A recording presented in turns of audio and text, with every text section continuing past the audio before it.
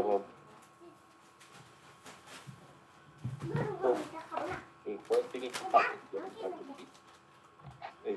সাবজেক্টগুলোতে যে কথা বলছি আমাদের দেওয়ানি কার্যবিধিতে থেকে প্রশ্ন একটা অ্যান্সার করতে হবে, কারণ আমরা মনে মনে ভেবেই নিয়েছি যে আমি আজকে সিমিস্টার থেকে একটা প্রশ্ন অ্যান্সার করবো আর দেওয়ানি কার্যবিধি থেকে একটা প্রশ্ন অ্যান্সার করবো। আর যেহেতু দেওয়ানি কার্যবিধি থেকে প্রশ্ন অ্যান্সার করবো, আমাদেরকে করতে হবে, সেহেতু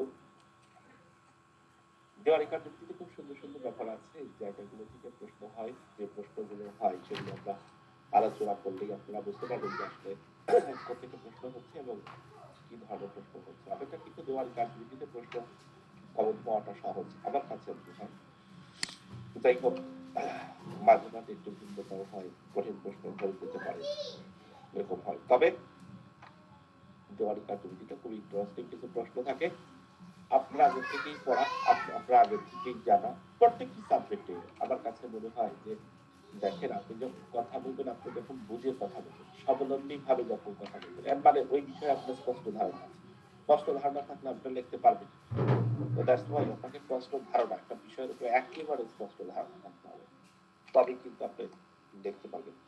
যাই হোক, আমাদের দেওয়ানি কার্যবিধিতে আমরা জানি যে এখন পর্যন্ত যেই দুটো প্রশ্ন আমরা পাচ্ছি দেওয়ানি কার্যবিধিতে, সেগুলো একটা প্রশ্ন পাচ্ছি আমরা সবসময়, আমরা একটা প্রশ্ন পাচ্ছি আদেশ থেকে, আর একটা প্রশ্ন অনেক সময় আমরা পাচ্ছি হচ্ছে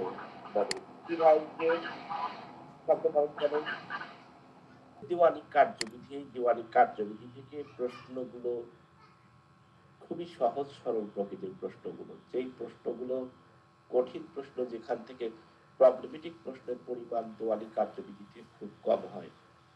প্রবলেমেটিক প্রশ্ন হয় ইমিডিয়েন্স অ্যাক্ট থেকে, প্রবলেমেটিক প্রশ্ন হয় ফৌজদারি কার্যবিধি থেকে, প্রবলেমেটিক প্রশ্ন পাবেন স্পেসিফিক রিলিফ অ্যাক্ট থেকে। এই ধরনের জায়গাগুলো থেকে প্রবলেমেটিক প্রশ্নের পরিমাণ বেশি থাকে, বাট দেওয়ানি কার্যবিধিতে প্রবলেমেটিক প্রশ্নের পরিমাণ আপনার অপেক্ষাকৃত কম পাবে। দ্যাটস ওয়াই আমি বলি যে প্রবলেমেটিক প্রশ্নগুলো যেমন সহজ, ঠিক তেমনই আবার কঠিন। ওই সম্পর্কে যদি আপনার ধারণা না থাকে, তাহলে আপনি যেটাই লিখবেন সেটা ভুল হয়ে যাবে। আর যদি একটা প্রশ্ন দিয়ে দেয়, সেখানে আপনি কোনো না কোনো কিছু জানেন, দ্যাটস ওয়াই আপনি লিখতে পারবেন। দেওয়ানি কার্যবিধিতে আমরা সেকশনগুলো কিছু দেখবো, যেখান থেকে প্রশ্ন বিভিন্ন সময় হচ্ছে, সেই বিষয়গুলো আমরা জানি। দেখেন, সেই সিভিল আমরা যখন প্রিলির জন্য পড়েছিলাম যেভাবে, ঠিক একইভাবে প্রিলির জন্য যে শব্দগুলো ইউজ করেছিলাম, এখনো সেই শব্দগুলো ইউজ করবেন। প্রথম কথা হচ্ছে একটা প্রশ্ন মাঝে মাঝে দিয়ে থাকে। এখন বর্তমান সময় প্রশ্নটির ধার কমে গেছে, আগে খুব বেশি আসতো, কিন্তু কখন কোন প্রশ্ন দিয়ে দেয় যেহেতু আমাদের জানা, একটু জেনে রাখলাম। আমাদের একটা প্রশ্ন আসে, ডিগ্রি কি? তো রায় এবং ডিগ্রির মধ্যে পার্থক্য কি? এই প্রশ্নটা বর্তমান সময় বেশ অচল, বর্তমান সময় খুব কম আসে, বাট এই প্রশ্নটা আগে একেবারে হটকেক থাকতো। যেহেতু আসে না, তার মানে যে আসবে না এরকম না। আমরা একটু জেনে গেলাম, আসলে প্রশ্নটা একটু ঝালাই করে গেলাম, আমাদের অলরেডি জানা প্রশ্নগুলো। তো ডিগ্রির যে ব্যাপারটা, ডিগ্রিটা আমরা দেখেছি 2 নাম্বার সেকশন থেকে আমাদের ডিগ্রির সংজ্ঞা দেওয়া হয়েছে। সেই জায়গায় 2 নাম্বার সেকশনে উপধারা 2 এর স্পষ্ট ভাবে বলা হচ্ছে ডিগ্রি হচ্ছে আদালতের একটা হ্যালো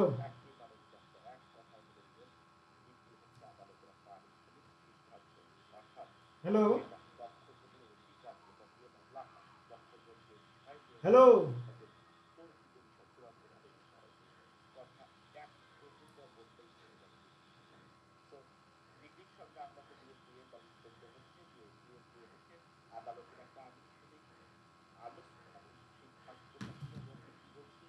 এবং এই আনুষ্ঠানিক সিদ্ধান্তটা কেমন হবে, পক্ষগণ যারা মামলা করেছেন তাদের যে অধিকার আছে সেটা চূড়ান্ত ভাবে নির্ধারিত হয়ে যাবে।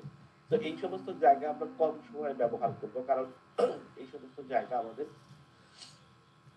পড়ে যাচ্ছে একটু জানার জন্য, বা প্রশ্ন যদি হঠাৎ করে একটা মাথায় একটা প্রশ্ন দিয়ে দিবে যে ডিগ্রি ডিগ্রি কি, এতটুকুই দিয়ে দিল, সেক্ষেত্রে আমাদেরকে অ্যান্সার করতে হবে। তো ডিগ্রিটা কি সেটা আমরা জানতে পারলাম আদালতের একটা আনুষ্ঠানিক সিদ্ধান্ত, এবং এই সিদ্ধান্তের মাধ্যমে পক্ষগণের অধিকার চূড়ান্ত ভাবে নির্ধারণ হয়।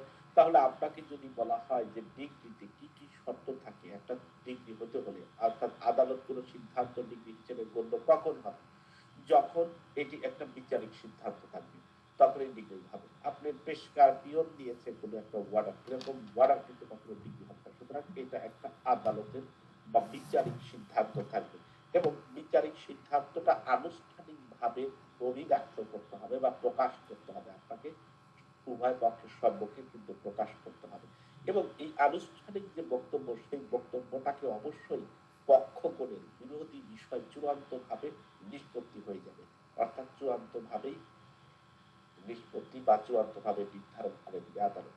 তাহলে এই যদি কন্ডিশন থাকে তাহলে সেটাকে আপনি ডিগ্রি বলতে পারেন। যেমন আপনি উদাহরণ দিয়ে সরাসরি বলে দিবেন যে ডিগ্রিটা কি।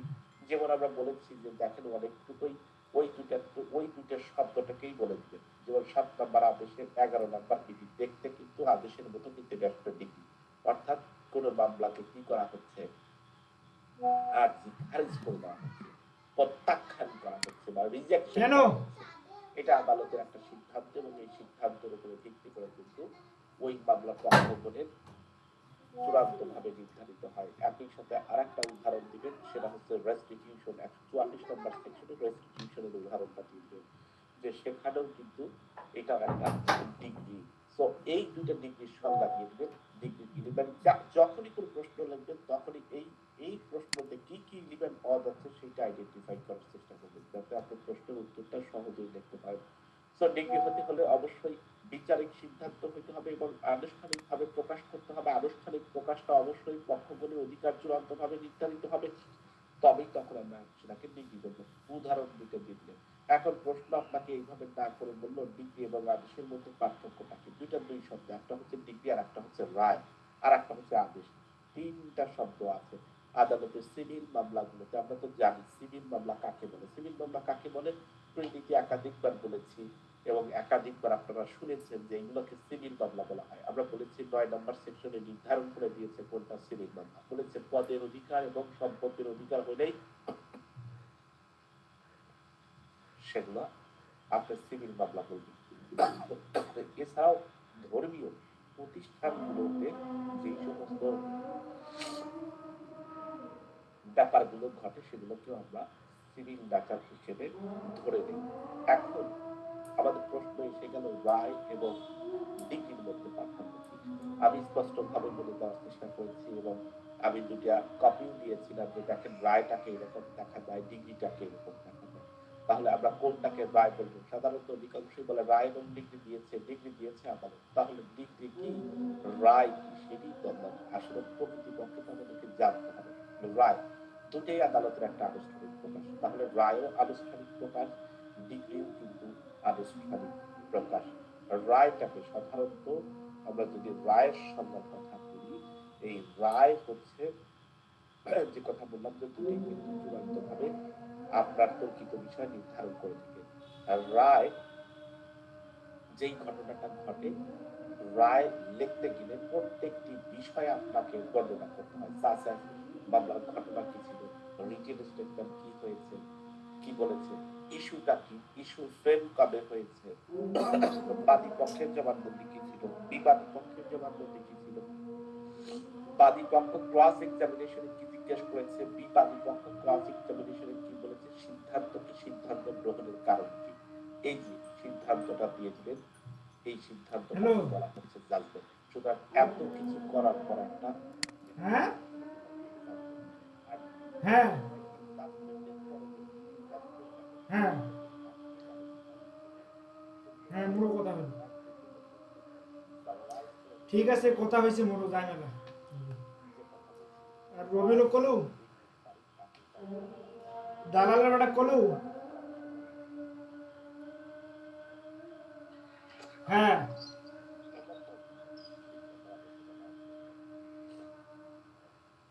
তাহলে সংখ্যাগত যদি আমরা হ্যাঁ আছে।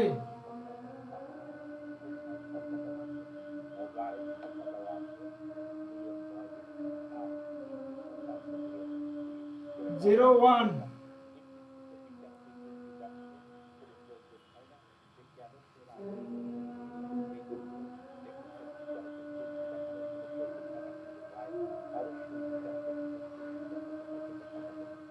রায় দেওয়ার পরে ক্রম অনুসারে যদি বলি, আমরা রায় দেওয়ার পরে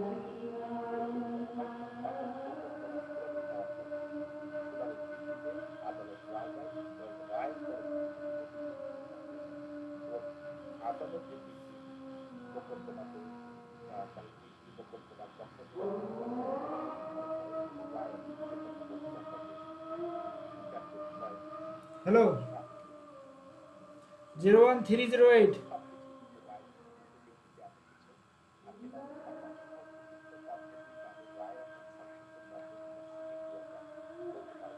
তো আমরা কি এই ধরনের প্রশ্ন আমরা করতে পারি এবং সেগুলো কিন্তু রক্ষা করতে জেনে রাখতে হবে হ্যালো, যে রায় একটা ডিগ্রির পার্থক্যটা কি। আর একটা জিনিস হচ্ছে 01308। সংক্ষিপ্ত আকারে আপনাকে একটা 2 নম্বর বা 3 মার্কের একটা প্রশ্ন দিয়ে দিতে পারে মিড প্রফিটটা খুবই মনে রাখতে হবে। 59 দেখো এখান থেকে প্রশ্ন হয়ে থাকে। আমরা জানি যে বারোটা একটা মিড প্রফিট শব্দ ব্যবহার করা হয়েছে 32 এবং যে আয় যেভাবে গঠন হয়েছে সম্পত্তি থেকে যে আয় 10। এই আয়টাকে আমরা বলি মিড প্রফিট। সুতরাং ডাইরেক্ট ফোন দিয়ে তোর পরিচয় দিয়ে কয় যে সম্পত্তি বাবা কাল থেকে জমি মাপা লাগবে না থাকে লাগবে। প্রকৃত সম্পত্তি থেকে যে আয় হবে সেই আয়টাকে মধ্যবর্তী মুনাফা বা মিড প্রফিট বলা হয়ে থাকে। তবে এটাকে সম্পত্তি রক্ষণাবেক্ষণের জন্য যে ব্যয় হবে সেই ব্যয়টুকু বাদ দিয়ে কেউ মিড প্রফিট যতটুকু থাকবে সেই মিড প্রফিট ততটুকু কি বলা হবে। সো মিন্স প্রফিট হতে হলে আমাদেরকে কি রাখতে হবে? বিবাদের সম্পত্তি অপর পক্ষ দখল করতে হবে এবং দখলকৃত সম্পত্তি থেকে আয় আসতে হবে। সেই আয়টা অবশ্যই রংফুল পজিশনের মাধ্যমে হইতে হবে এবং সেটা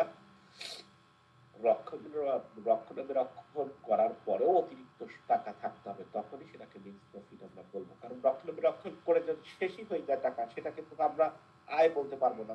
তাই কি আয় কি বলতে পারবো? সেটা তো শেষ হয়ে যাবে টাকা, তাই না? সো এই দিকে খেয়াল রাখবেন। এখান থেকে ছোট্ট একটা প্রশ্ন হয়ে থাকে। সো আপনি ডিগ্রি কি, ডিগ্রির উদাহরণটা কি, ডিগ্রির এলিমেন্টটা কি, রায়ের রায়ের সংজ্ঞা কাকে বলে, রায়ের সংজ্ঞা কখনো দেওয়া আছে, ডিগ্রি এবং রায়ের মধ্যে পার্থক্য কি, আবার একই সাথে আমাদের মিন্স প্রফিটটা কি, মিন্স প্রফিট কত নাম্বার কোথায় আলোচনা করা হয়েছে, 2-12 আলোচনা করা হয়েছে, উদাহরণ কিভাবে দিবেন, রংফুল পজিশন কিভাবে হচ্ছে, এইগুলো নিয়ে একটা প্রশ্ন হয় বা হওয়ার ছোট্ট একটা প্রশ্ন করতেই পারে। এখন জেনে রাখলেন, শুনে রাখলেন, হঠাৎ করে একটা প্রশ্নের মাথায় এই শব্দটা দিয়ে দিল যে মিন্স প্রফিট সম্পর্কে আলোচনা করেন, বা একটা ঘটনা দিয়ে দিল যে বাদীর দখল থেকে বিবাদী দখল করে নিয়েছে, সেখান থেকে 20,000 টাকা করে প্রত্যেক মাসে ইনকাম হচ্ছে, এই ইনকামটাকে কি বলা হয় এবং বাদী কিভাবে তার প্রতিকার পাবে, এই ধরনের একটা প্রবলেমেটিক প্রশ্ন দিয়ে দিল। আমার মনের কথা বললাম, হঠাৎ করে একটা যে কোনো জায়গাতে কিন্তু প্রবলেমেটিক প্রশ্ন দিয়েই দিতে পারে, তাই না? প্রশ্ন যেহেতু আমরা করব, প্রশ্ন যেহেতু বার কাউন্সিল অথরিটি করবে, সুতরাং কোন প্রশ্ন আসতেছে সেটা আমরা কোনোভাবেই বলতে পারি না। আমরা বলি যে এই প্রশ্নগুলো ইম্পর্টেন্ট বা এই প্রশ্নগুলো বিভিন্ন সময় আমাদের প্র্যাকটিসে, আমাদের বইয়ে সবচেয়ে বেশি কাজে লাগে। দ্যাটস ওয়াই এই শব্দগুলোকে আমরা ইম্পর্টেন্ট হিসেবে কাউন্ট করি। ওই যে 100টা এমসিকিউ করলে 100% পাস, 90টা কমন, টার্গেট 42 দিন, 30 দিনে 30 দিনের মধ্যে হাফেজ, বুলেট শিট, বিভিন্ন ব্যাপার স্যাপার থাকতে পারে, যে যার মতো করে আকৃষ্ট করতে পারে। আমরা সবসময় পড়ার উপরে আকৃষ্ট করবো। আপনি পড়বেন, জানবেন, স্বাবলম্বী হবেন আইন সম্পর্কে। এখন না পড়লে আইন কখনো পড়ার আর সুযোগ পাবেন না। কারণ অ্যাডভোকেট হওয়ার পরে আপনার ব্যস্ততা এমন পরিমাণ বেড়ে যাবে, সেই কথা আর বলার সুযোগ নেই। আজকে এখানে যাচ্ছেন, কালকে সেখানে যাচ্ছেন, এইটা করতেছেন, সেইটা করতেছেন, আপনার আর সময় নাই। দ্যাটস ওয়াই আপনাকে সময়, এখনই সময় আপনাকে পড়ে রাখতে হবে এবং সেটা পরবর্তী অ্যাপ্লাই করতে হবে। সো আমরা এই দুটো বিষয় কিন্তু একেবারে ক্লিয়ার। ডিগ্রি, রায়, তারপরে হচ্ছে মিন্স প্রফিট, কোথায় সংজ্ঞা দেওয়া আছে, ইসেনের ভিত্তিক দিয়ে যদি প্রশ্ন হয় তাহলে আপনি এই প্রশ্নের উত্তর দিতে পারছেন বলে আমি আশাবাদী। সেকশন থেকে আরো কিছু প্রশ্ন করে, সেই প্রশ্নগুলোতে যদি আমরা যাই, সেই প্রশ্নের সবচেয়ে গুরুত্বপূর্ণ প্রশ্ন হচ্ছে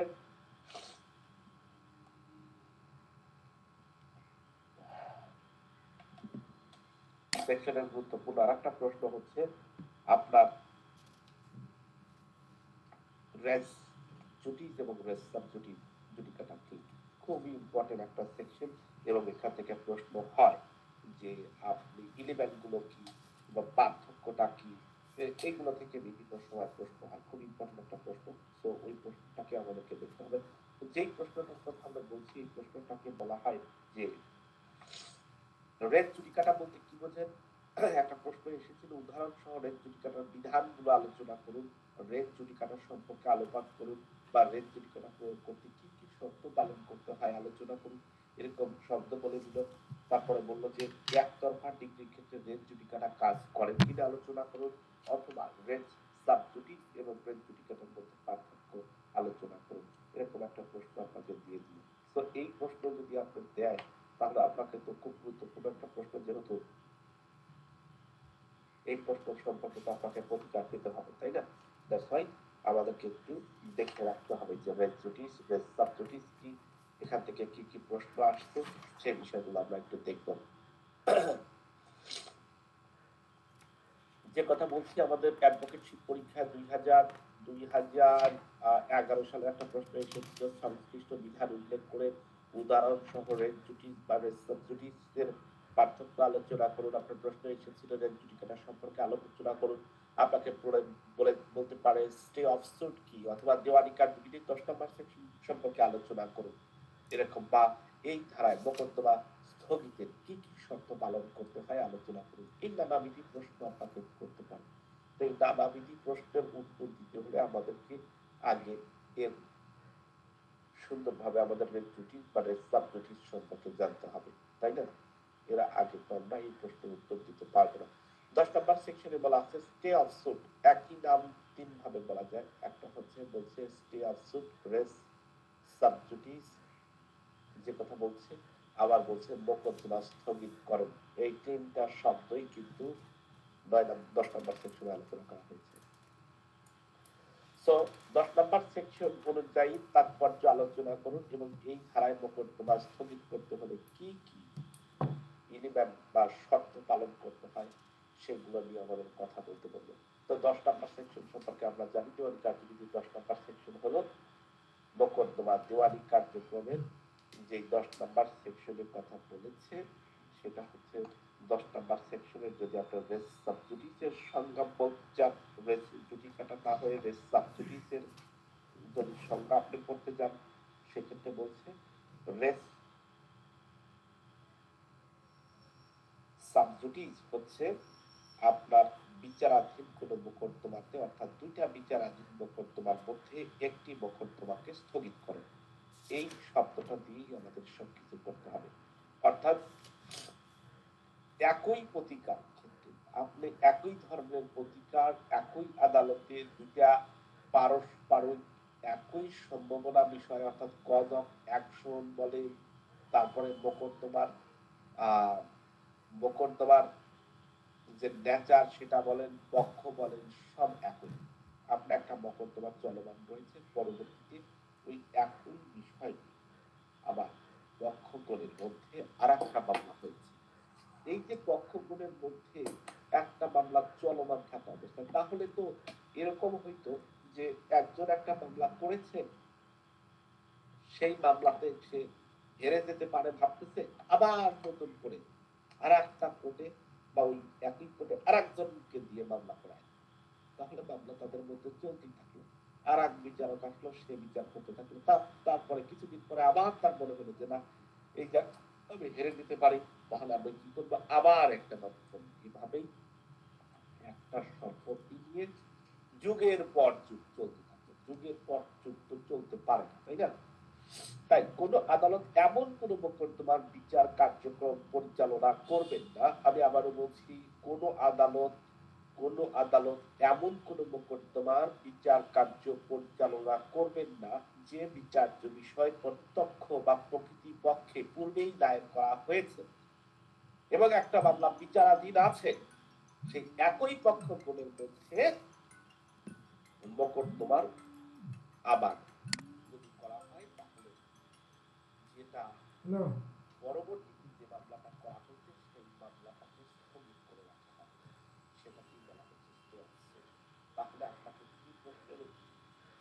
স্টে অফ সুট বা মোকদ্দমা স্থগিত বলতে বা রেস সাবজুডিস বলতে বোঝাচ্ছে 01719। কোনো আদালত কোনো মোকদ্দমার বিচার কার্যক্রম এমন কোনো বিচার কার্যক্রম পরিচালনা করবেন না যা বিচার বিষয় প্রত্যক্ষ এবং 245152।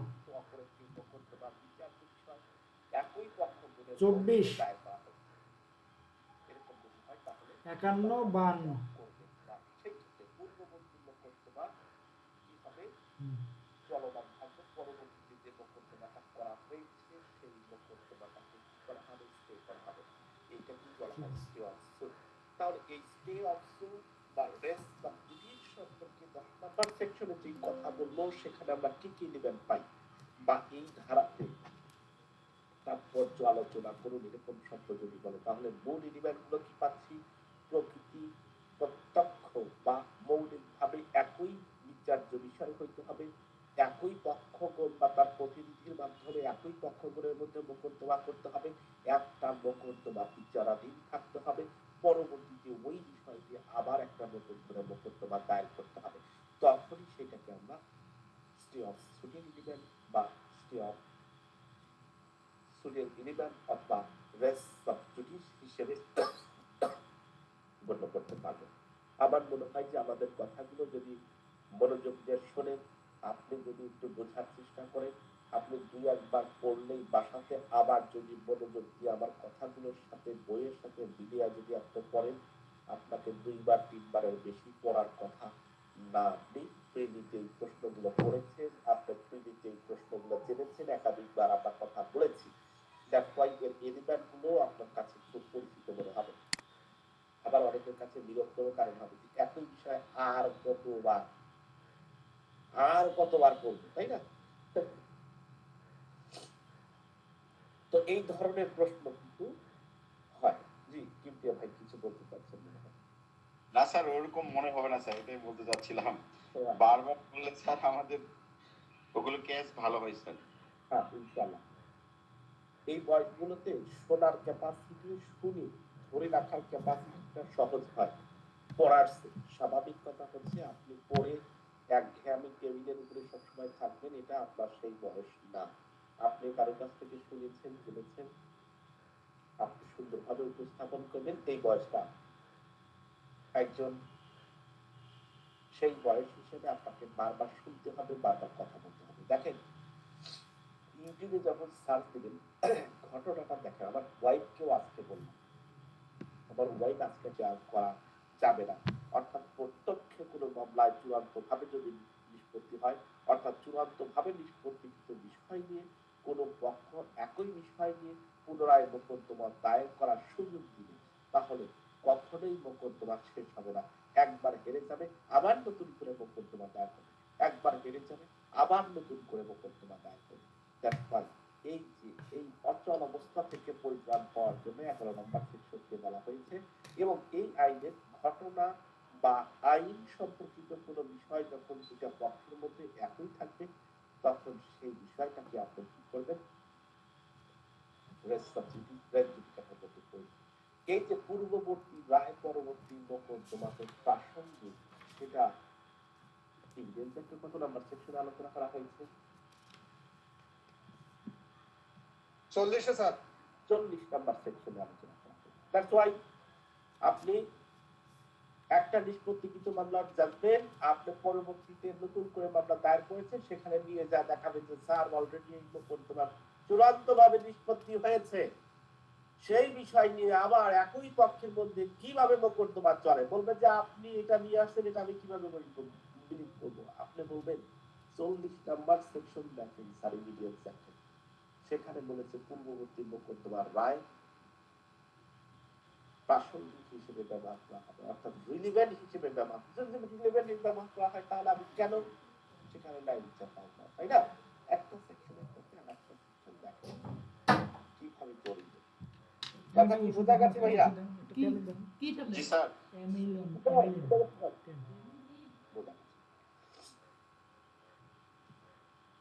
আমাদের একটা ইয়াসিন আরাফাত ভাইয়া ছিল, তার কথা ইদানিং শোনা যায় না, সে আছে নাকি? কি অবস্থা ভাইয়া, আছেন আপনি?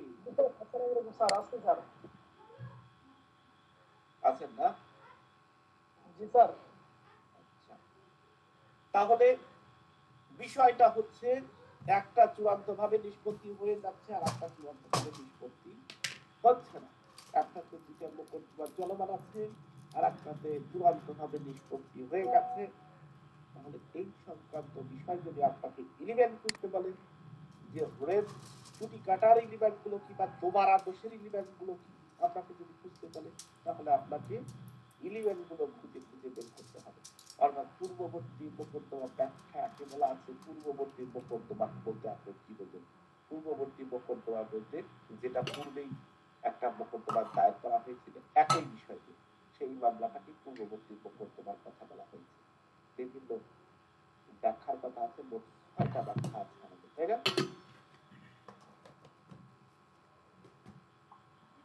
যেটা আপনারা একটা এই জায়গা থেকে তাহলে আপনাকে প্রশ্ন হচ্ছে, প্রথম প্রশ্ন হচ্ছে রেস জুডিকাটা কি, রেস সাবজুডিকাটা কি, রেস জুডিকাটার এলিমেন্ট গুলো কি, রেস সাবজুডিকাটার এলিমেন্ট গুলো কি, রেস জুডিকাটা এবং রেস সাবজুডিসের মধ্যে পার্থক্য কি, রেস সাবজুডিসের তাৎপর্য বা সুবিধা কি আলোচনা করুন, এরকম ভাবে বিভিন্ন প্রশ্ন করে দিতে পারে। তাহলে আমরা যে কথাগুলো বললাম সেই কথার আলোকে আপনি আশা করি আপনি লিখতে পারবেন। এখন প্রশ্ন হচ্ছে রেস জুডিকাটার যে এলিমেন্টের কথা বলছি সেই এলিমেন্ট গুলো তো আপনারা খুঁজতে পেরেছেন যে পূর্ববর্তী একটা মোকদ্দমা চূড়ান্ত ভাবে নিষ্পত্তি হতে হবে কিভাবে, কোথায় থেকে নিষ্পত্তি হবে, এখতিয়ার সম্পূর্ণ আদালত থেকে চূড়ান্ত ভাবে নিষ্পত্তি হতে হবে, তাই না?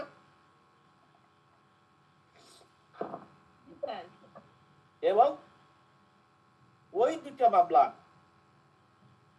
যেটা চূড়ান্ত ভাবে নিষ্পত্তি হয়েছে আবার নতুন করে একটা মোকদ্দমা দায়ের করা হয়েছে, উভয় মামলা প্রত্যক্ষ এবং মূল বিচার্য বিষয় একই হতে হবে এবং ওই দুই মামলার পক্ষগুলো একই হইতে হবে। পূর্ববর্তী মোকদ্দমা চূড়ান্ত ভাবে নিষ্পত্তি হইতে হবে, তখনই আপনি রেস জুডিকাটা হিসেবে গণ্য করতে পারবেন। আমাদের একটা প্রশ্ন আসে, রেস জুডিকাটা নীতি প্রয়োগের আবশ্যকীয় শর্তগুলো কি, এরকম একটা শব্দ বলে দিল এবং এই প্রশ্নটা বিভিন্ন সময় আসে যে কি কি শর্ত পালন করতে হয়। বিজিএসসি অর্থাৎ আমাদের 13 সালে 2013 সালে বিজিএসসি এই প্রশ্নটা এসেছিল, রেট জুডিকাটা প্রয়োগের আবশ্যকীয় শর্ত আলোচনা করুন।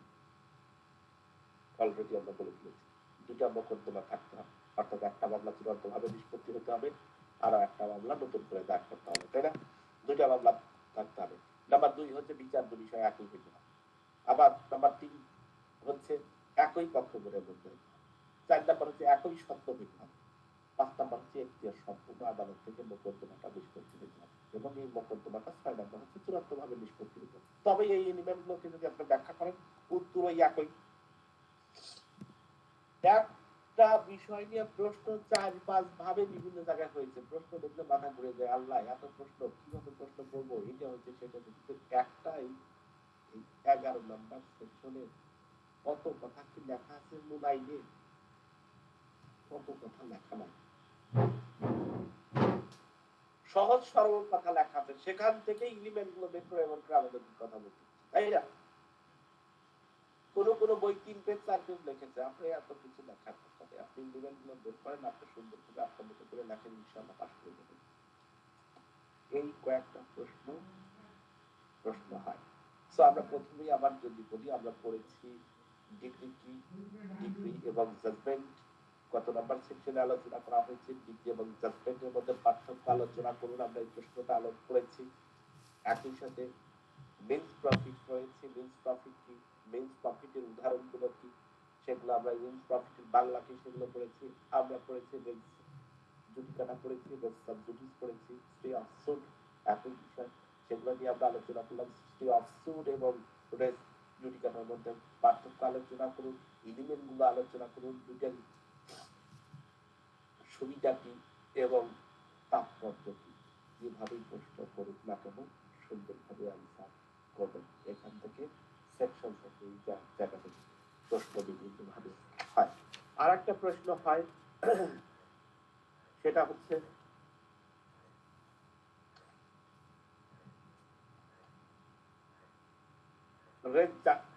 যে বিষয়টা 2017 সালে একটা বিজিএসসি, এই প্রশ্নটা আমার বিভ্রান্তকর প্রশ্ন মনে হয় এবং এই প্রশ্নটা তারপরে একটু দেখে রাখা দরকার। এই প্রশ্নটা হয়েছিল 2017 সালে বিজেপিতে একটা প্রশ্ন এসেছিল যে রেজ জুডিকাটা এবং অ্যাডমিশনের মধ্যে পার্থক্য কি, আপনারা কি দেখেছেন? এই প্রশ্নটা এসেছে জি স্যার স্যার 11 মিনিট। জি। একটা হচ্ছে অ্যাডমিশন কি আর ফেজ জুডিকাটা, এই দুটোর মধ্যে পার্থক্য আলোচনা করে একটা প্রশ্ন এসেছিল 2017 সালের দিকে ছিল। যেহেতু আমরা প্রশ্নটা পড়ে ফেলছি, এই ধরনের বিষয়গুলো আমরা জানি, সুতরাং একটু জেনে রাখলাম, তাই না? আমাদের সব প্রশ্নই যে আসবে, হঠাৎ করে বিপদে পড়ে গেলে তাদের 2-4-5 কথা লেখা আসতে পারবে। এবং বারবার বলছি যে রিটেন প্রশ্নের মূল পাস করার মূল শর্ত হচ্ছে আপনার সবগুলো প্রশ্ন লিখে এসেছেন, এটা হচ্ছে পাস করার মূল কথা। আর সুন্দরভাবে গোছানো, হাতের লেখাটা গোছাতে হবে। নাম্বার 3 হলো প্রথম দিকেই নজরে আনতে হবে, প্রথম 2-4-5 কথায় এমন শব্দ ব্যবহার করতে হবে ওই প্রশ্ন নিয়ে, এমন ভাবে লিখতে হবে যেন আপনি নজরে পড়ে যান, আর কিছু লাগবে না, এমনি পাস করে দেবেন। কিন্তু আপনি একেবারে লিখেছেন, গদ্য লিখেছেন, কোথায় দাড়ি কোথায় কমা কিচ্ছু বোঝা যাচ্ছে না, একেবারে প্রথম থেকে শুরু করেছেন, একেবারে কোনো দাড়ি নেই, একেবারে লাস্ট পর্যন্ত একটা দাড়ি করেছেন। এই প্রশ্ন, এই পড়াগুলো করতেও ইচ্ছা করে না,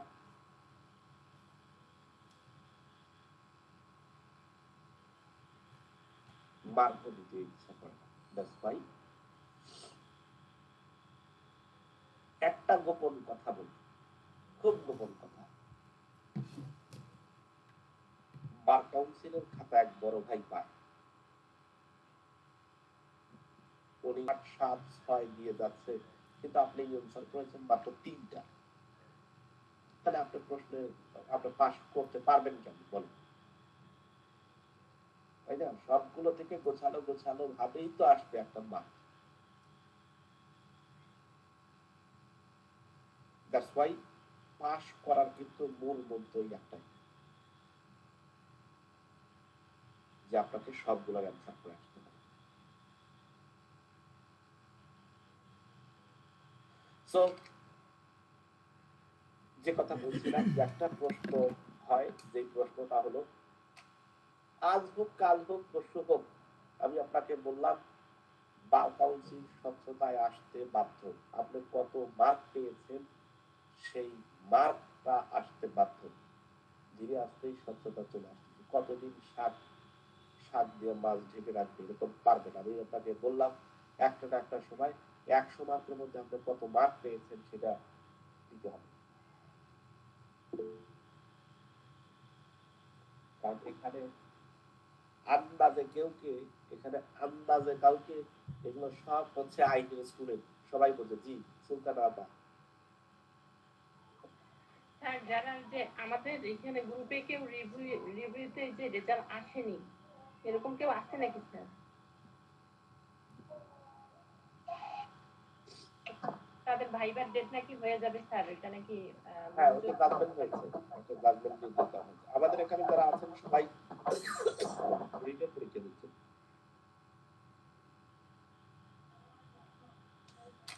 ওকে, সো যে কথাটা বললাম, একটা প্রশ্ন হয়, সেটা হলো অ্যাডমিশন এবং রেস জুডিকাটা কি। আমিনুদ্দিন স্যার নামক একজন স্যার ছিল আওয়ামী লীগের সময়, উনি হচ্ছেন ছিলেন অ্যাটর্নি জেনারেল ছিলেন আওয়ামী লীগের সময়। আওয়ামী লীগের রাজনীতি করে এখন আর কোটি আধার কথা ধরে। এই যে শিশির মনিরের একটা গ্রুপ আছে, ওনারা খুব বেশি গবেষণা করতেন ওনাদের, জামাত ইসলামের শিশির মনির। কোন ক্রমে ধরেন আজ হোক কাল হোক, আওয়ামী লীগ কিন্তু একটা বড় দল, সে যদি 20 বছর, ধরলাম 20 বছর পরে বা 15 বছর পরে আসে, এনারা কি আর থাকতে পারবে? এই কোর্টে এই যে 5 আগস্টের যে ঘটনা ঘটে, এরপরে যে এত এগ্রেসিভ হয়ে গেছে বিষয়গুলো নিয়ে, মানে আরেকজনকে চেনেন কিনা, আওয়ামী লীগের খুব শক্তিশালী একজন লয়ার ছিল এবং খুব ভালো জানেন, ওনার কাছ থেকে অনেক কিছু শিখেছিল বলে, শাহ মঞ্জুরুল হক চেনেন? শাহ মঞ্জুরুল হক, কুষ্টিয়া ইউনিভার্সিটি। যেরকম দেখতে শুনতে, চেহারা যেরকম, উনি আইনও জানে সেরকম। এই মানুষ এই রাজনীতি করে করে বিভিন্ন সময় এই ধরা খায়, উনি আর কোর্টে আসতে পারেন না। যাই হোক, এই যে অ্যাডমিশন এবং মানে দুঃখের কথা হঠাৎ হঠাৎ মনে হয় যে এরা থাকলে, আইন অঙ্গনে থাকলে কত ভালো ভালো জাজমেন্ট হইতে পারতো, সেখানে রেফারেন্স তৈরি হইতে পারতো। ঠিক একইভাবে এখন যারা কাজ করছে তারা হয়তো বা ভবিষ্যতে কাজ করার সুযোগ পাবে না। আবার দেখবেন এরা এক সময় আসবে, অন্য পক্ষ সুযোগ পাবে না। বাংলাদেশের এইটাই তো খেলা। আমাদের অ্যাডমিশন এবং রেস সাবজুডিসের মধ্যে একটা প্রশ্ন জুডিশিয়াল ইতিহাসে ছিল। সেই প্রশ্নটাতে আমরা জানি সাক্ষ্য আইনের ক্ষেত্রেই আমরা বলেছিলাম অ্যাডমিশনের কথা। তো স্বীকৃতি, স্বীকারোক্তি কিন্তু না, স্বীকৃতি, অর্থাৎ অ্যাডমিশন মানে স্বীকৃতি। সুতরাং রেস জুডিকেটর মতামতটা আমরা রেস জুডিকাটার মতামতটা সর্বদাই আমরা যে বিষয়টা দেখি, রেস জুডিকাটা আদালতের সিদ্ধান্তের ফলেই কিন্তু সৃষ্টি হয়, তাই না? এটা কিন্তু আদালত যেটা সিদ্ধান্ত দেন, রেস জুডিকাটা, অর্থাৎ আদালত কোনো একটা রায় দিয়েছে, সেটার ফলেই কিন্তু রেস জুডিকাটাটা সৃষ্টি হয়। অর্থাৎ একবার একটা মামলা নিষ্পত্তি হয়েছে, সেই মামলা আপনি নতুন করে বিচার করতে পারবেন না। অন্যদিকে যে কথা বলছে যে পক্ষগণের কার্য দ্বারা যখন স্বীকৃতি দেওয়া হয়, যেমন যে কথা আমরা বলছি, পক্ষগণ সিভিল মামলা হোক, ক্রিমিনাল মামলা হোক, যে বিষয়ের উপরে স্বীকৃতি দেয় রেস জুডিকাটা, সেই ক্ষেত্রে রেস জুডিকাটা হচ্ছে আদালতের রায় দ্বারা প্রতিবন্ধকতা সৃষ্টি করে। অপরদিকে পক্ষগণ তাদের স্বীকারোক্তির মাধ্যমে এই স্টোফেলস বা অ্যাডমিশন কিন্তু সৃষ্টি হয়। তাহলে দুইটা কিন্তু দুই ধরনের, একটা হচ্ছে মামলার পক্ষগণ স্বীকার করছে, সেটার উপরে স্টোফেলস হচ্ছে এবং সেটাকে অ্যাডমিশন বলছি। আর রেস জুডিকাটা যেটা, সেটা আদালতের রায়ের ফলে বা আদালতের সিদ্ধান্তের ফলে কিন্তু সৃষ্টি হচ্ছে। একটা পক্ষগণ স্বীকার করছে, যেটাকে আমরা অ্যাডমিশন বলছি, আর একটা হচ্ছে আদালতের রায়ের মাধ্যমে কিন্তু সৃষ্টি হচ্ছে। তাহলে উদ্ভব কিন্তু দুটো দুই জায়গা। একটা হচ্ছে আদালত রায়ের মাধ্যমে রেস জুডিকাটা সৃষ্টি হচ্ছে, আর একটা সৃষ্টি হচ্ছে পক্ষগণ স্বীকার উক্তি দিচ্ছে, তাই না? স্বীকৃতি দিচ্ছে, অ্যাডমিশন করছে কোন বিষয়। তাহলে দুটার সৃষ্টি, দুইটার উদ্ভব কিন্তু দুই জায়গা থেকে, একটা আদালত থেকে আর একটা হচ্ছে পক্ষগণ থেকে। মোকদ্দমার দায়েরের বাধা এবং স্বীকৃতি অস্বীকৃতির বাধা, যে বিষয়টা একটা প্রশ্ন আসে, এখতিয়ার সম্পূর্ণ আদালত থেকে যদি একবার নিষ্পত্তি হয়ে যায়, তাহলে ওই বিষয় নিয়ে আপনি পুনরায় মোকদ্দমা করতে পারবেন না। এইটাকে কি করেছে, প্রতিবন্ধকতা বা বাধা, স্টোফেলস, একই বিচার্য বিষয় নিয়ে আপনি কি করতে পারবেন না, পুনরায় বিচার করতে পারবেন না। এটাকে আমরা রেস জুডিকাটা বলছি। আর রেস জুডিকাটার কারণে আদালতের চূড়ান্তভাবে সিদ্ধান্ত নিষ্পত্তি হচ্ছে। কিন্তু আমরা যদি দেখি পূর্বে স্বীকৃত বিষয় অস্বীকার করলে প্রতিবন্ধকতা বা বাধার সৃষ্টি। আমরা দেখছি যে পক্ষগণ কোনো বিষয় একবার স্বীকার করলে সেটা পরবর্তীতে কিন্তু অস্বীকার করতে পারছে না, করতে পারছে না স্যার। আমরা যদি স্টোফেলস নীতির কথা দেখি, স্টোফেলস নীতির কথাটাই কিন্তু স্বকার্যজনিত বাধা। অর্থাৎ আপনি যেই কাজটা করেছেন, একবার স্বীকার করেছেন, সেই বিষয় নিয়ে কিন্তু আপনি সেটাকে অস্বীকার করতে পারবেন না। পারবেন? পারবেন না। সুতরাং কে কি যেন লিখলো,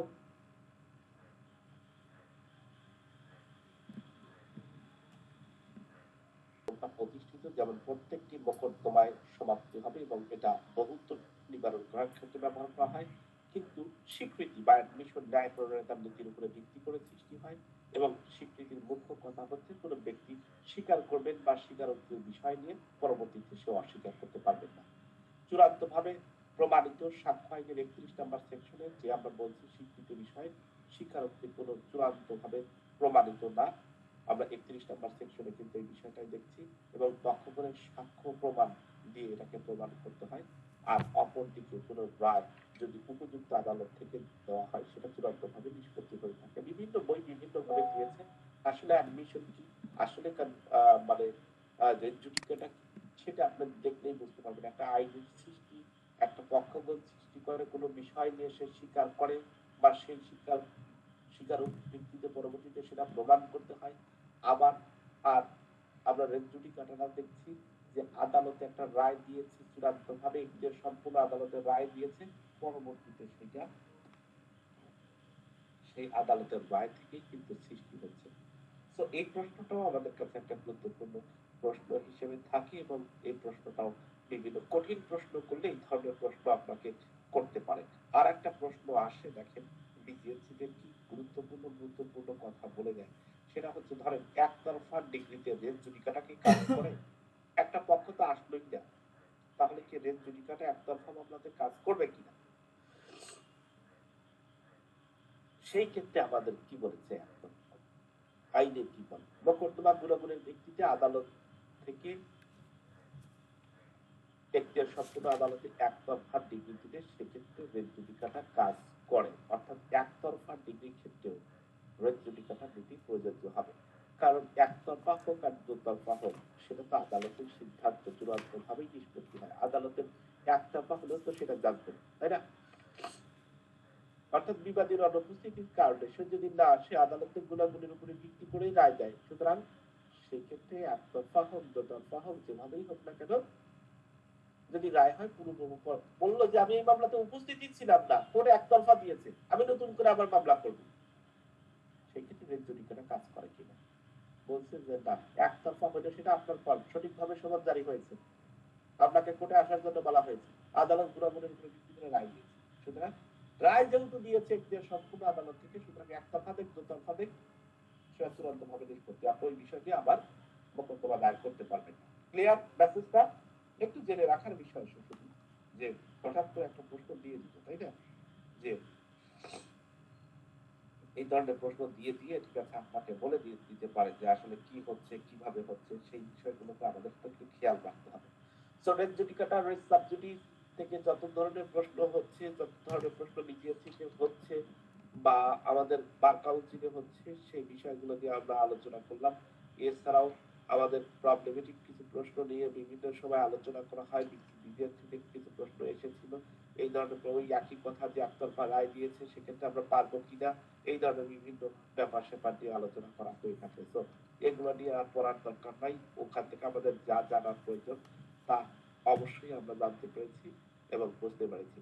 খুবই গুরুত্বপূর্ণ আর একটা সেকশন নিয়ে আমরা আলোচনা করবো, আর একটা পড়া নিয়ে আলোচনা করবো। আচ্ছা তার আগে একটু কথা বলে দিই, বার কাউন্সিলের ইগুলো পড়তে বলেছিলাম, কি আমরা অধ্যায়গুলো পড়তে বলেছিলাম, কি অবস্থা ওইগুলো দেখে আপনাদের কি মনে হলো বা কতটুকু মনে রাখতে পারছেন? স্যার মোটামুটি পড়ছি স্যার। মনে থাকে? কিছু কিছু বের হয়ে যায়। বারবার ওই জিনিসটা পড়বেন, কারণ ওখান থেকে দুই ধরনের প্রশ্ন আপনাকে অ্যান্সার করতে হচ্ছে। কেন আমি ওই বিষয়টাকে গুরুত্ব দিয়ে বলেছি, একটা হচ্ছে প্রবলেমেটিক প্রশ্ন হলে আপনাকে আইডেন্টিফাই করতে হচ্ছে, নাম্বার 2 হচ্ছে যদি রিটেন প্রশ্ন ডাইরেক্ট দেয় তাহলে আপনাকে প্রশ্ন, সুতরাং দুইটা প্রশ্নের সম্মিলিত প্রশ্ন হচ্ছে ওইগুলো। স্যার ওই আমার 42টা ইনশাআল্লাহ হয়ে গেছে স্যার, একবারে মুখস্থ হয়ে গেছে। ভেরি গুড, তো দারুণ ব্যাপার। এটা আমাদের সিরিয়ালি বলতে পারি স্যার। আচ্ছা দেখি কিছু বলে আমাদেরকে শোনার। আপনার অবশ্য 164 নাম্বার সেকশন আপনি যেভাবে বলেছিলেন সেই দিনে আমি বুঝতে পারছি যে আপনার মুখস্থ ক্ষমতা খুবই ভালো। স্যার ইয়েটা ওই 4টে অধ্যায়ে প্রথম অধ্যায় আছে আইনজীবীর প্রতি কর্তব্য, একজন আইনজীবী। ওকে, সেখানে বলবো যে পেশার, বলবো স্যার? বলেন বলেন দেখি আমরা একটু শুনি আপনি কি পদ্ধতিতে মনে রাখছেন, খুবই ভালো। প্রথম অধ্যায়ে স্যার ইয়াতে আছে 11টা, সেখানে আইনজীবীর প্রতি কর্তব্যের কথা বলা আছে। সেখানে বললো যে আইনজীবী পেশার মর্যাদা সমুন্নত রাখবেন। 3 নম্বরে হচ্ছে বিজ্ঞাপন দিবেন না। 3 নম্বর লাইসেন্সবিহীন লোককে নিয়োগ দিবেন না। 4 নম্বরে বলা হলো যে প্রতিপক্ষের আইনজীবীর অনুপস্থিতিতে তার মক্কেলের সাথে কথা বলবেন না। 5 নম্বরে হলো প্রতিপক্ষের আইনজীবীর অনুপস্থিতিতে মামলার বিষয়বস্তু আদালতে উপস্থাপন করবেন না। আর 6 নম্বরে হলো অতিরিক্ত আইনজীবী নিয়োগে বাধা প্রদান করবেন না। তারপরে 7 নম্বরে বললো যে ব্যক্তিগত বিবাদ পরিহার করতে হবে। 8 নম্বরে হচ্ছে যে ফিস লাইসেন্সবিহীন লোকের সঙ্গে ফিস ভাগাভাগি করা যাবে না, চুক্তি অনুসারে আইনজীবীর মধ্যে ফিসটা ভাগাভাগি করতে হবে। আর 9 নম্বরে বলা হলো যে সিনিয়র আইনজীবীর অগ্রাধিকার থাকবে শুনানির ক্ষেত্রে। আর 10 নম্বর সিনিয়র আইনজীবীকে শ্রদ্ধা করতে হবে, জুনিয়র আইনজীবীকে স্নেহ করবে। আর 11 নম্বর হচ্ছে যে একাধিক আইনজীবী যখন মামলা পরিচালনা করবে তখন সিনিয়র আইনজীবীকে দ্বারা মামলা পরিচালনা করাইতে হবে, তিনি আগে শুনানি করবেন। জি স্যার। Very good. দুই নম্বরে অধ্যায়ে স্যার বললো যে মক্কেলের প্রতি কর্তব্য। হ্যাঁ। মক্কেলের প্রতি কর্তব্য 14টা। জি। 1 নম্বরে বলা হলো যে মক্কেলের সম্পত্তিতে আসক্ত হবেন না। Very good. 2 নম্বরে হচ্ছে যে আহ, 2 নম্বরটা ভুলে গেলাম, 3 নম্বরটা মনে আছে। হ্যাঁ। বিরুদ্ধ পক্ষের সঙ্গে আত্মীয়তা সম্পর্ক প্রকাশ করবেন। জি। আর 4 নম্বরে বলা হলো যে উভয় পক্ষে মামলা পরিচালনা করবেন না। জি। 5 নম্বরে বলা হলো যে মামলার বিষয়বস্তু ক্রয় করতে পারবেন না। জি। আর 6 নম্বরে বললো যে নিজের সম্পত্তির সঙ্গে মক্কেলের সম্পত্তি মিশ্রিত করবেন না। হ্যাঁ। আর 7 নম্বরে বললো নিয়োগবিহীন পরামর্শ প্রদান করবেন না। জি। 8 নম্বরে বললো আইন ভঙ্গের পরামর্শ দেবেন না। জি। 9 নম্বরে বললো যে আসামির পক্ষে মোকদ্দমা পরিচালনা করবেন। জি। আর 10 নম্বরে বললো যে অতিরিক্ত পারিশ্রমিক গ্রহণ করবেন না। জি। 11 নম্বরে বললো যে পারিশ্রমিক ফিস নিয়ে বিবাদ সৃষ্টি করবেন না মক্কেলের সঙ্গে। জি। 12 নম্বরে বললো ব্যক্তিগত বিশ্বাস উপস্থাপন করবেন না। জি। তারপরে 13 নম্বরে বললো যে যদি মামলার সাক্ষী হয় আইনজীবী, হ্যাঁ। তাহলে অন্য আইনজীবীর কাছে দায়িত্ব হস্তান্তর করবেন। হ্যাঁ। আর 14 নম্বরে বললো যে বিশেষ দিনে প্রতিপক্ষের আইনজীবীকে মামলা পরিচালনায় বাধ্য করবেন না। করবেন না। Very good. বাহ। আর 3 নম্বরে স্যার হলো ওই আদালতের প্রতি কর্তব্য। হুম। আদালতের প্রতি কর্তব্য হচ্ছে যে আদালতকে যথাযথ সম্মান প্রদর্শন করতে হবে। হুম। তারপরে বিচার প্রক্রিয়ায় ব্যাহত করা যাবে না। হুম। 3 নম্বরে বললো আদালতকে বিভ্রান্ত করা যাবে না। জি। তারপরে 4 নম্বরে বিভ্রান্ত করা, 4 নম্বরেটা মনে নেই স্যার, 5 নম্বরটা মনে আছে যে সম্পর্ক। স্যার 4 নম্বরটা মনে করছে স্যার, 4 নম্বর মনে করছে স্যার, হ্যাঁ। বিচারকের সঙ্গে গোপনে যোগাযোগ করবেন না। হ্যাঁ, গোপনে সম্পর্ক করবেন না। হ্যাঁ হ্যাঁ। আর 5 নম্বরে হলো যে ওই সরকারি আইনজীবী ন্যায় বিচার নিশ্চিত করবেন। জি। আর 6 নম্বরে হলো যে 6 নম্বরটা তো স্যার খারাপ হয়ে গেল। খবরের কাগজে বিজ্ঞপ্তি দিবে। 6 নম্বরটা স্যার বা 6 নম্বরটা চলমান মামলা নিয়ে খবরের কাগজে কোনো প্রকাশ জি করবেন জি না। জি জি জি স্যার, জি স্যার, ওই যে মানে মামলার বিষয়বস্তু পত্রিকায় প্রকাশ করবেন না। ওকে। 6। আর 7 নম্বর হচ্ছে বিচারক নিয়োগে রাজনৈতিক দৃষ্টিভঙ্গি পরিহার করবেন। জি। আর 8 নম্বরে হলো যথাসময়ে আদালতে উপস্থিত হবেন। যথাসময়ে আদালতে উপস্থিত হ্যাঁ। হবেন। আর 9 নম্বরে অহেতুক আদালতকে ওই কি বলে পণ্ডিতি করা যাবে না, মানে কি আদালতকে অহেতুক পরামর্শ প্রদান করা যাবে না। হ্যাঁ। 9 নম্বর। তারপরে স্যার জনগণের প্রতি কর্তব্য। হুম। হলো জনগণের প্রতি কর্তব্য হলো 8টা। 8টা হলো যে মানে প্রথম হচ্ছে যে মানে নিযুক্তি গ্রহণ করবেন না হয়রানির উদ্দেশ্যে। হয়রানির উদ্দেশ্যে নিযুক্তি গ্রহণ করবেন না। 2 নম্বরে বিরুদ্ধ পক্ষের সঙ্গে ভালো আচরণ করবেন। ওকে। 3 নম্বরে হচ্ছে যে ক্ষতির উদ্দেশ্যে প্রতিদ্বন্দ্বিতা করবেন না। হুম। 4 নম্বরে হচ্ছে যে এই পরামর্শ প্রদান স্বেচ্ছাধীন কিন্তু দায়িত্ব পালন বাধ্যতামূলক। Very good.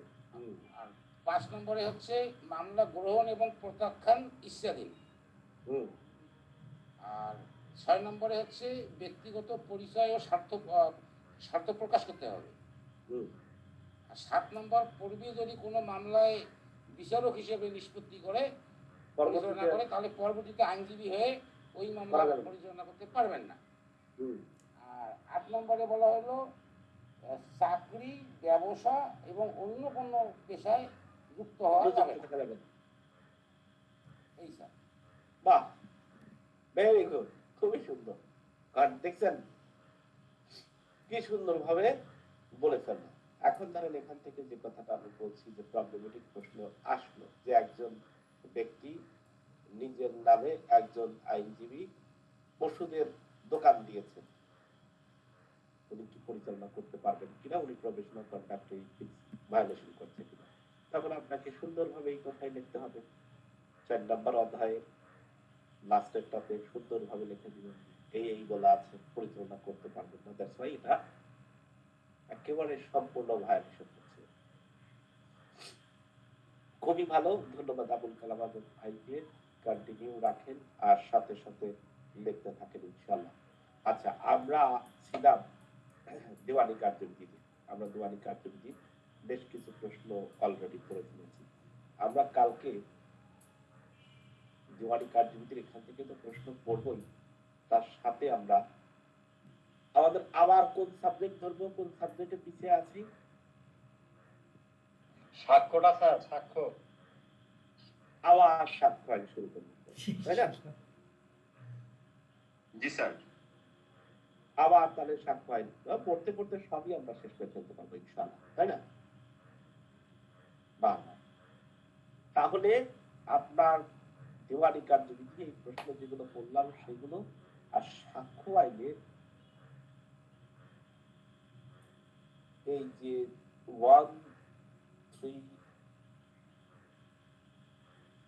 4 অর্থাৎ 1, 3, 3 পড়া যাচ্ছে না, এটার সাথে আরো কিছু যুক্ত আছে, যেমন 30 নম্বর সেকশন আছে, 114 বি আছে, ওটা আলাদা একটা প্রশ্ন হয়। 1, 3, 4 থেকে শুরু করে লাস্ট পর্যন্ত যেই প্রশ্নগুলো আমরা পড়েছি বা যেই প্রশ্নগুলো বিভিন্ন বিগত সালের প্রশ্ন এসেছে, শুধুমাত্র ততটুকু আমরা এখন আরো কমায়া পড়বো এবং স্পেসিফিকলি রিভিশন দিতে থাকবো।